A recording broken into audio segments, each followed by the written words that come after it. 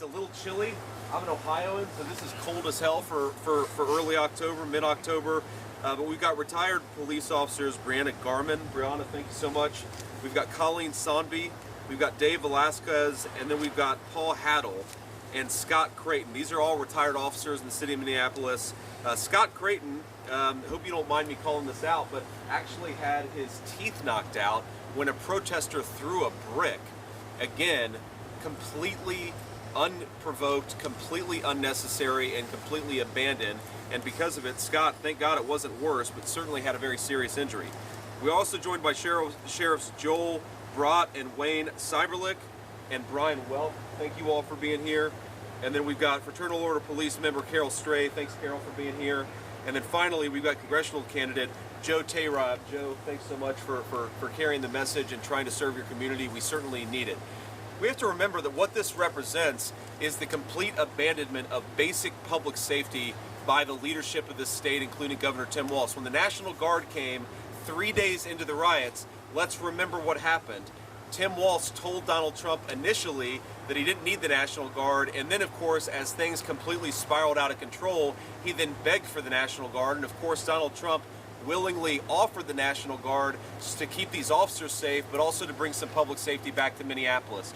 You know, Donald Trump and I believe that public safety is the birthright of every American citizen, rich or poor. It's why we believe in strong border laws. It's why we believe in supporting our police officers as they try to keep us safe. It's why we believe that you shouldn't encourage rioters and looters to burn down cities like Minneapolis. You should put the bad guys in jail. You know, as I was thinking about what I was going to say today, it occurred to me that there's a fundamental racist assumption at the heart of most progressive arguments about violent crime. This idea that somehow it is racist to enforce our laws and to throw violent criminals in jail is absurd, because we know that most black Americans, whether in Minneapolis or outside of this city, are law-abiding citizens.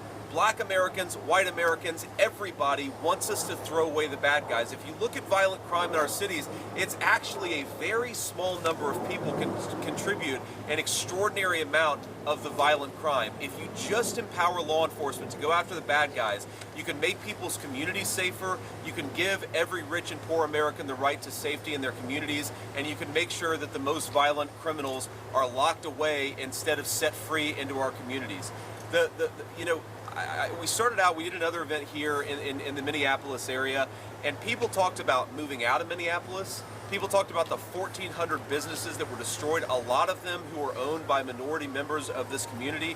People talked about how Minneapolis had one of the great quality of lives 5-6 years ago, but thanks to the leadership of Tim Walz has now become overrun with crime, increased rates of violent crime, and so to the point where a lot of people feel like it's easier to move out of Minneapolis than to build a life here. The story of Minneapolis is coming to every community across the United States of America if we promote Kamala Harris to President of the United States. She has said she wants to defund the police. She has said that she wants to empower the people who rioted and looted in the city of Minneapolis. She's going to do just as she promised, and in fact, just what she did as Vice President of the United States. This is not a fan or a friend of law enforcement, Kamala Harris. This is not a person who's going to make our community safer. This is a person who's going to contribute to the violent crime epidemic we've seen across our country. We can't let her anywhere near the White House, and I hope the American people will join me, of course, in making Donald Trump the next president of the United States. We've got 3 weeks to go. We're very excited about it, but this third precinct drives home the stakes here. We cannot let bad guys burn down our cities. We have to throw the bad guys in prison. We'll take a few questions, ma'am. Senator Vance, in 1984, your papa is the first and only time he voted for Republicans, saying he didn't really care for Reagan, but he could stand that son of a B. Mondale. What do you think 40 years later he'd say about Walz's leadership?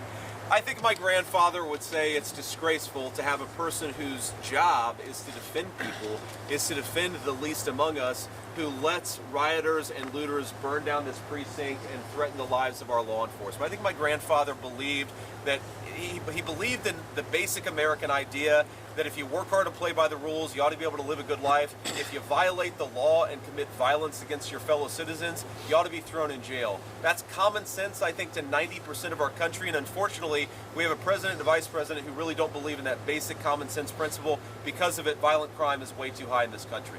Okay. So on June 1, 2020, Trump was on a call with governors and he praised Walt, calling him an excellent guy, saying that he fully agreed with how he handled it after he had activated the guard entirely.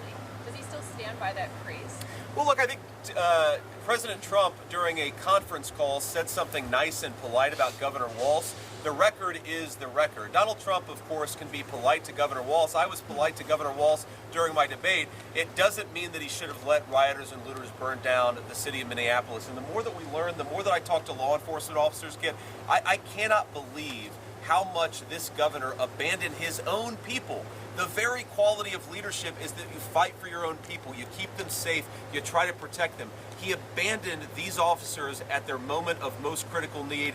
That complete lack of leadership is what he's going to bring to the vice presidency if the American people elect him. It's why I hope that they don't.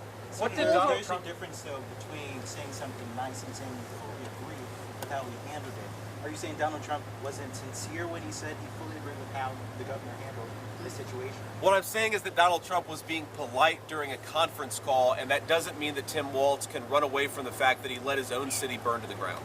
What does in an interview over the weekend, the former president said that the bigger problem, if he was asked about security in the election, whether we'll have a peaceful election, he said, quote, bigger problems are the people from within, and if issues should arise, quote, it should be handled, quote, handled if necessary by the National Guard or really necessary by the military. Is that a justifiable use of those assets? Well, is it a justifiable use of those assets if they're rioting and looting and burning cities down to the ground? Of course it is, right? I think the question is it a justifiable use of assets depends on what's actually happening. I think as we've seen, and again, I want to be clear here, I'm not painting the entire Democratic Party with a broad brush. I'm painting the leadership and the far-left activists. But we saw this in the summer of 2020. We certainly saw some of this after the election of 2016. There is a core group of far-left activists who are willing to threaten, harass, and commit violence against their fellow citizens. If that happens, if you have a major reaction to an election in 2024, of course you ought to commit law enforcement resources to bringing order back to our cities. What did he mean by the polls are so tight, and they seem to be tightening? Sure. How are you feeling, and how is President Trump feeling about the race? Yeah, so I talk to the president every day. Right now, we feel very good. Right now, we're feeling very, very good about where we are. We think we have the momentum. We think, frankly, even without the momentum, if the election were held today, we would win. The polls have always understated Donald Trump's level of support, and right now, the polls will tell you, yes, it is tight. But right now, I think Donald Trump would win. And that's the public polls, again, that have historically really understated President Trump's support. Look, I think that it's important for us to not take anything for granted. Maybe the polls are going to be wrong in the pro-Kamala Harris direction, right? The only way for Republican voters, for all voters who want to bring common sense back to our country, to ensure that Donald Trump gets elected, is to make sure that we get out there and vote. You have to do everything you can. Get a friend. Get a family member. Try to get 10 people to the polls to vote for Donald Trump, because we really want to swamp this election with so many votes that we make sure that Donald Trump is the next president of the United States. I think that we're going to do that. I feel very good about it. And one way to think about an election 21 days out is you just try to win every day. In other words, you try to make sure that you're driving the narrative, that you're getting your message out there to the American people as much as possible. I saw today, actually, a story that Kamala Harris apparently copied some significant chunks of her book from Wikipedia. So if you want a president with their own ideas, vote for Donald Trump. If you want a president who copies her own ideas from Wikipedia, vote for Kamala Harris. Governor Walz's opponent in 2022 also brought up a lot of criticism about his handling of the riots. The governor was still reelected. Why do you think that this argument works now against him? Well, look, obviously Minnesota's a bluer state, though if you look at the polling, I think we actually have a chance in Minnesota. The fact that Governor Walz was reelected in 2022 doesn't mean voters aren't bothered by his record. It just means that not enough of them were bothered enough to go in the other direction. You're obviously rowing uphill in a state like Minnesota, but I think a lot of Minnesotans are just sick of the garbage. They're sick of the lack of common sense in our government, and we have a real opportunity to turn Minnesota red. We're going to fight for it. Obviously, we're here campaigning and talking about these issues, but I think that my message to Minnesotans is you don't have to agree with everything I say. You don't have to agree with everything that Donald Trump says, but if you want more affordable groceries, a secure southern border, and a president who supports the law enforcement officers who keep us safe, Donald Trump is the only option in town. What did Donald Trump mean by an enemy within? How do you interpret that? Well, I think one of the ways I interpret it is in the past 3.5 years, Kamala Harris's open border has allowed at least hundreds and maybe thousands of people that we know are on the terrorism watch list. Thanks to her special immigrant visa program in the wake of the disastrous Afghanistan withdrawal, just in Oklahoma City, you had a person who was threatening a major terrorist attack on election day, and of course was working with a co-conspirator. We don't know the full background of the co-conspirator. But in other words, we know that Kamala Harris has let in people into this country who have murdered our fellow citizens, who have planned terrorist attacks against our fellow citizens. The enemy within are people that Kamala Harris let into this country unvetted, unchecked, and undocumented. Senator, a lot of these police departments around here have been having trouble recruiting officers after what happened 4 years ago. How do you help these departments and these communities get officers? You know, I'm not surprised that police officers, not just in Minneapolis, but all across our country, have had trouble recruiting officers over the last few years. I mean, think about what a tough recruiting pitch that is. I'm sure these guys would back me up on it, but coming to work for our police force, you're going to get not the greatest pay, you're going to work very hard, you're going to endanger your life, and then when rioters and looters try to burn down our precinct, your own governor is going to abandon you. That's why we have a recruitment crisis, is because the leaders of this country have abandoned law enforcement. We need to give these guys better pay. I've sponsored legislation actually to end the Social Security penalty that exists with a lot of their pensions. We got to make sure that they have everything they need, but I think most importantly, you need leaders who support the law enforcement officers as they do very, very hard work. These are the guys that really, you know, one of them has the thin blue line hat on.